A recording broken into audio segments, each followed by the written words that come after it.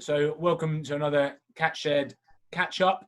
We're lucky to have with us David Byrne, Director of Sport from Beads.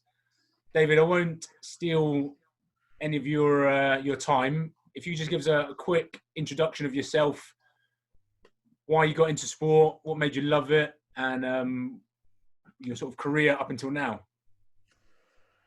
Thanks, Craig. Right, great to be with you, and many thanks for the invite. I'll try not to sort of rattle on for too long because sport/physical activity is something I'm deeply passionate about. I was pretty fortunate as a young person that I had lots of opportunity to play sport, and that's ultimately what I did.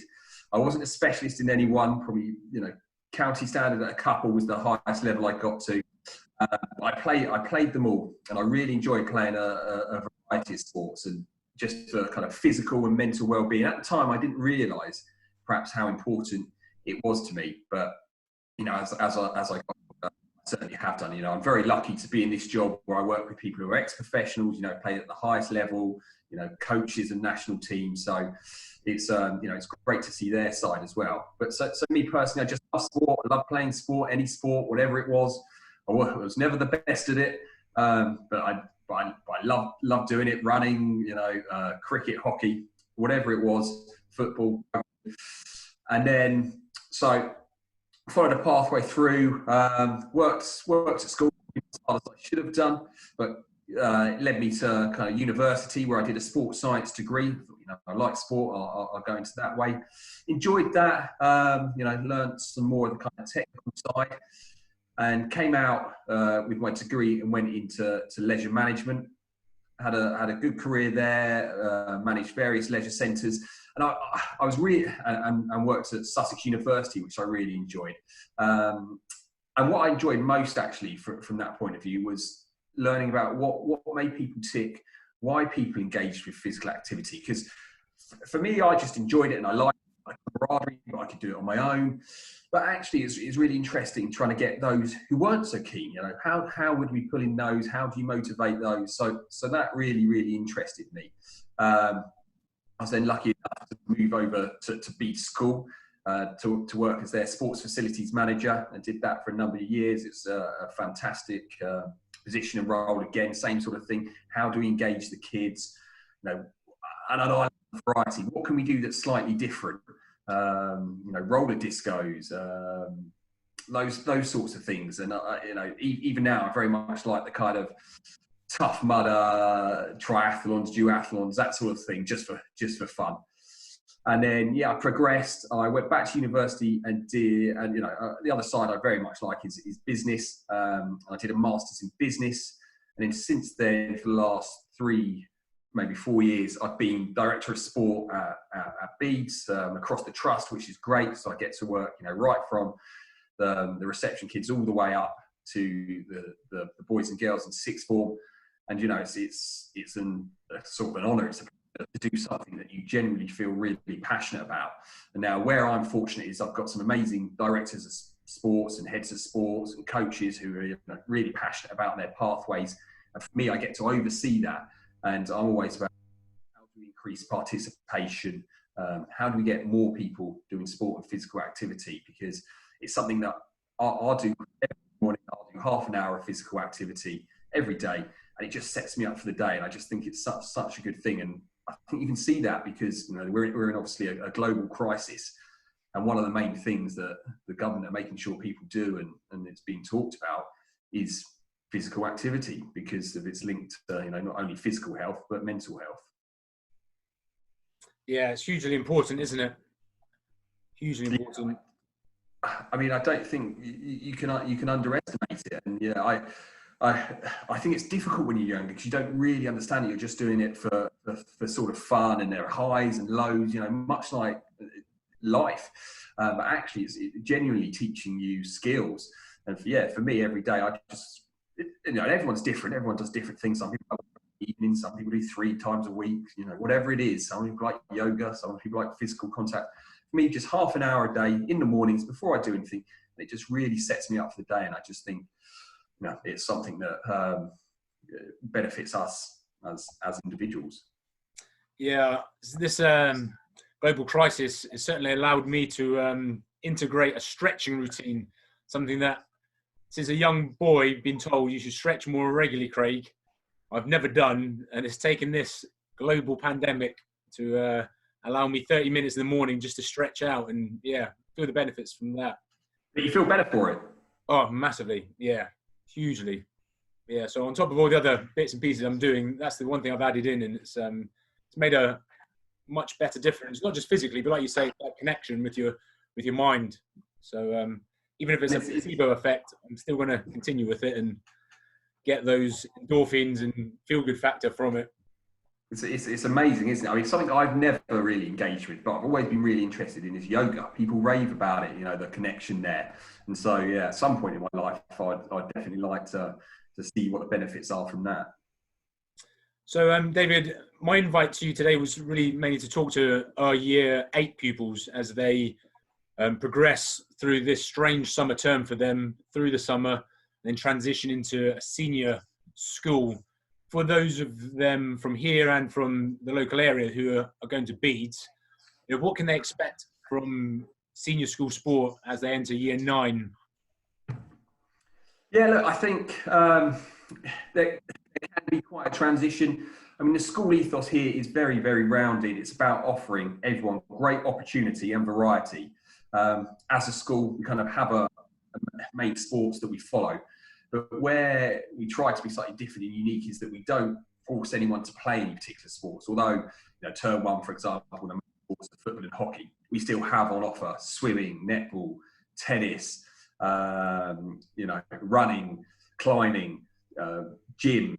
And that's another thing to add. Those non-competitive sports, we also really value, free swim, learning how to stretch, going to the gym are really important. So we try to always suit the individual rather than saying, everyone must do this or everyone must do that. But then, of course, at the high end, you've got your sports academies, which are a unique offering that we timetable into the school day, 3 hours over a fortnight, timetabled in, and that's cricket, football, hockey, and tennis. All have those.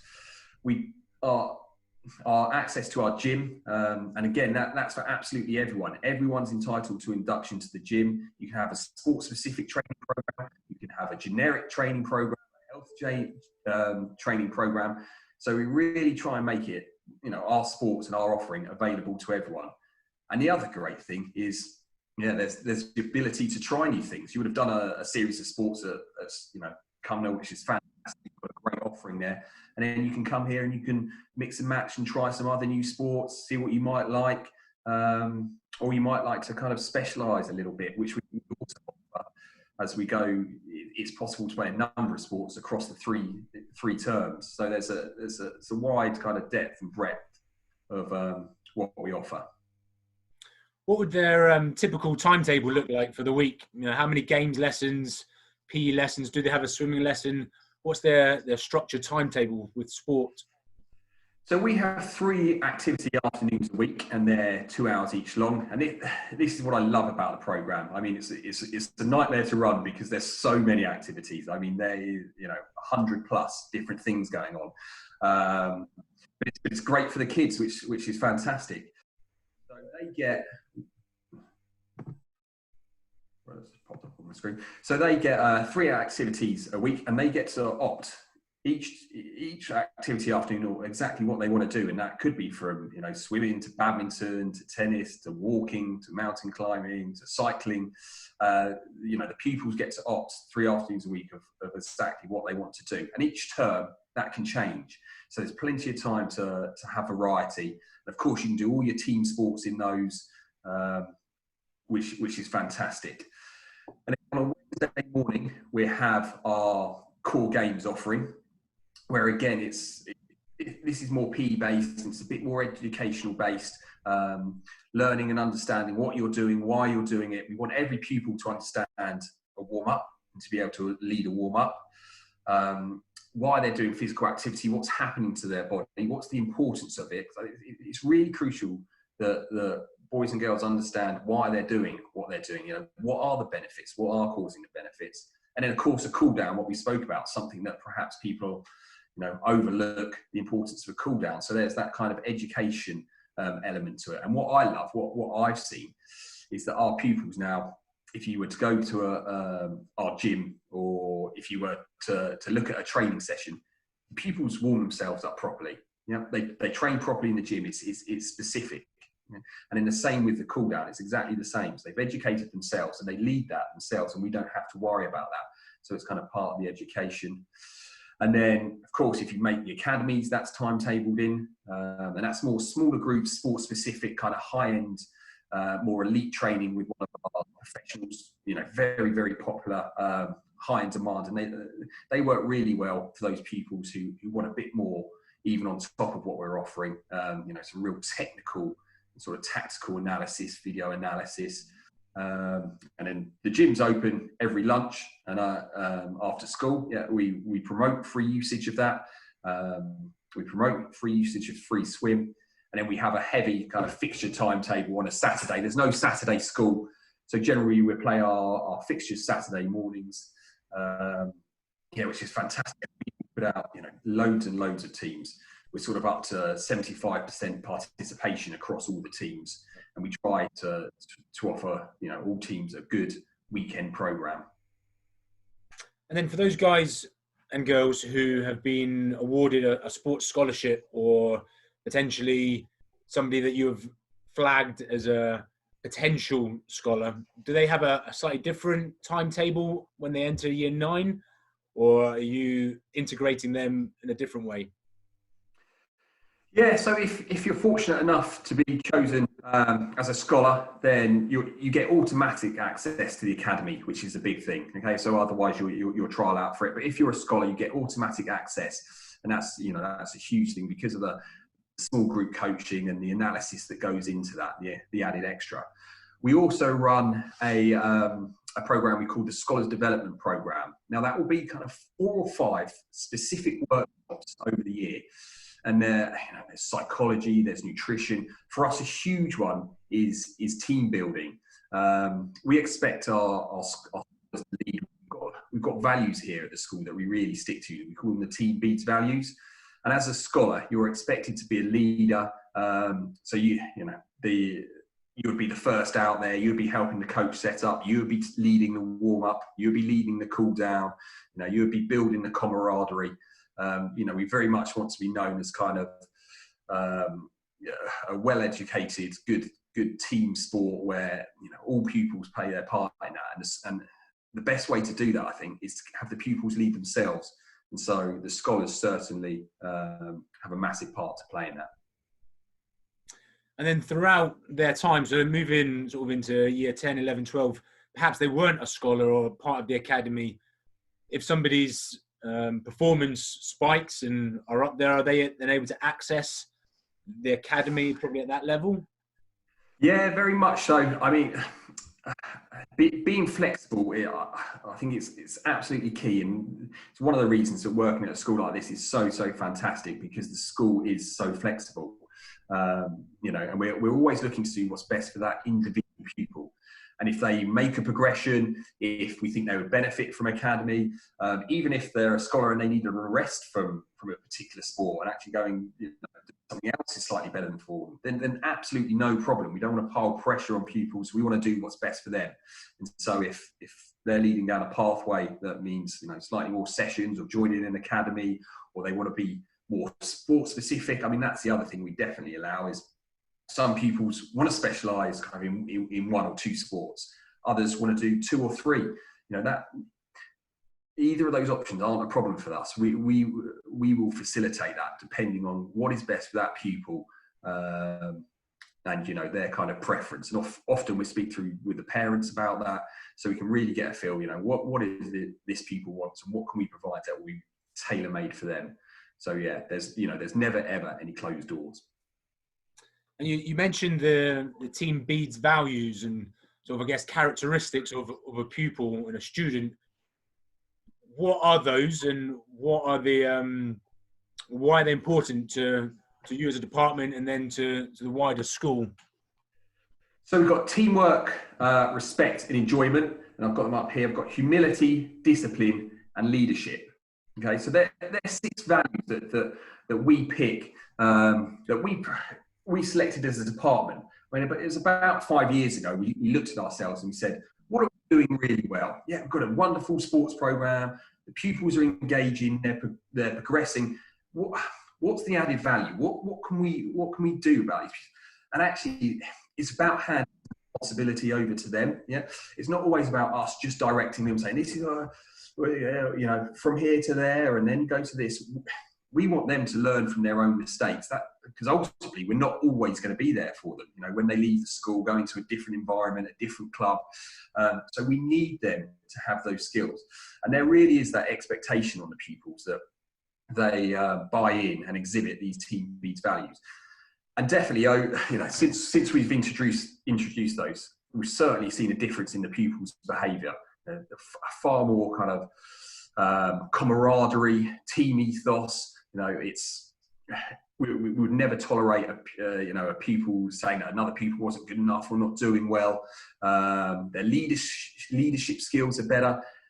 They're enjoying it. Remember, why are we doing this? Yeah, we're all doing this actually because it's supposed to be fun and enjoyment. Yes, we're going to learn from it, but let's enjoy it. So overall, building up those pupils, giving them a wider skill set through these 6 words, has made them much more resilient and much better individuals to work with on and off the pitch. Their self-ability to regulate, to manage themselves is far enhanced, and that's the same when it comes to things like managing their sport and their schoolwork. We really encourage them. Of course, we speak as teachers, and we already know, but we encourage them to talk to us, tell us, what can we do for you? How can we help you? So educating the people through those values for me has made a huge difference. And I genuinely believe people can see it when they come and watch us. The pupils' etiquette is immaculate. Always so well behaved. But do they give 110%? Yeah, always. And we're very proud of that.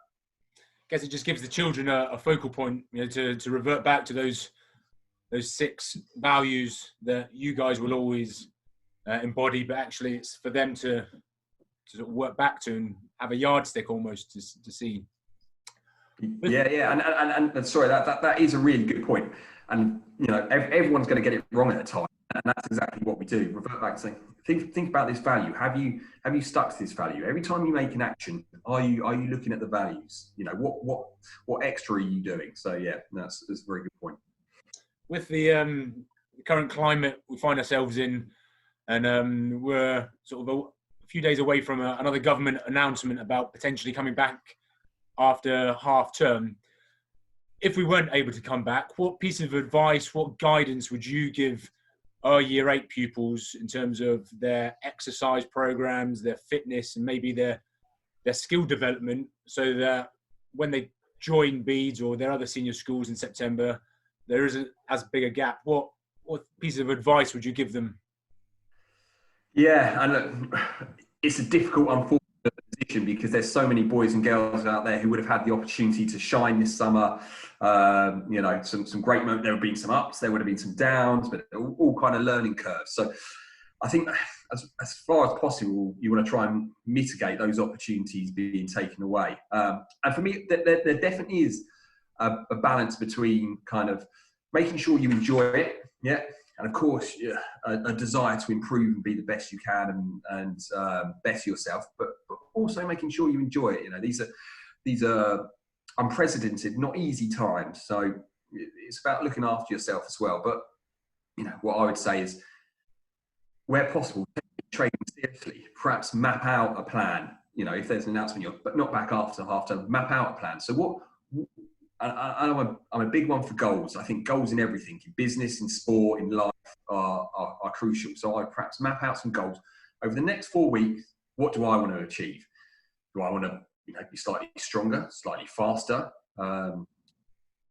slightly more flexible? Okay, my hand-eye coordination, do I want to improve that? Okay, so these are the things I want to improve.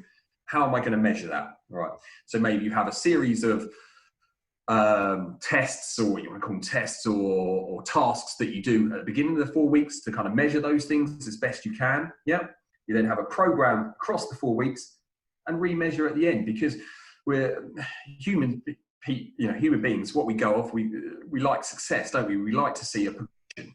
And so how do we know whether we've improved? Right, let's do it this way. And what you'll naturally find in that gap is there's some evolution. You'll figure out a different way to do something. You might add in another skill, find another way to train. So I think it's a case of, setting yourself some goals, really deciding what it is you want to achieve. And it's good to be ambitious. I think it's really good to be ambitious. At the start, and then see how you get on. But yeah, please, the key for me is to enjoy it.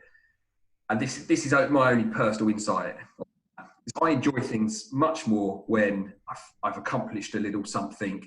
I know I'm heading towards a goal. And even those days where you get a bit of a knock and you haven't quite achieved your goal, like if I've done my 30-minute fitness session and I haven't done as many star jumps as I'd hoped, or whatever, it sets me up ready for the next day. So yeah, I think it can be quite good to kind of quantify what your ambition is. Good advice. Something I've always neglected is that goal setting.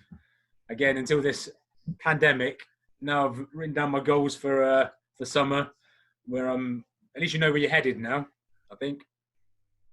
Yeah. And we're obviously not fortunate for the position we're in, but we're fortunate that we can access, material so easily, so that pupils have the opportunity, don't they, to access different material, to see different drills. I'm doing my HIIT sessions for our pupils in this small office here, because I understand that's probably what they've got. And we're doing all sorts of speed and agility drills around tins and bouncing over jumpers or whatever it might be.